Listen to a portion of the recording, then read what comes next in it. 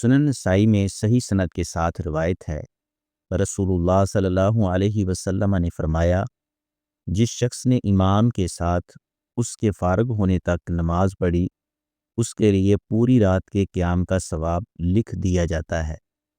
اس حدیث کا مفہوم یہ ہے، نبی کریم صلی اللہ علیہ وسلم نے 3 راتیں صحابہ کرام رضی اللہ عنہم اجمعین کو نماز تراویح پڑھائی۔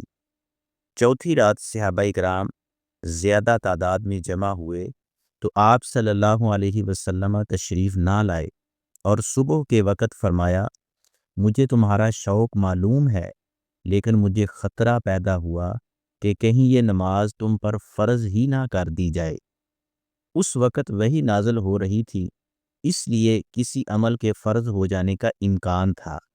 امت پر آسانی کا مقصد تھا، اس لیے آپ صلی اللہ علیہ وسلم نے تسلسل سے جماعت کا اہتمام نہ فرمایا۔ پھر حضرت عمر رضی اللہ عنہ کے زمانے میں صحابہ کو ایک امام کے پیچھے جمع کر دیا اور باقاعدہ تراویح جماعت کا نظام قائم ہوا۔ تراویح بہت عظیم عبادت ہے، اس کے مختلف نام آتے ہیں، قیام اللیل اور قیام رمضان۔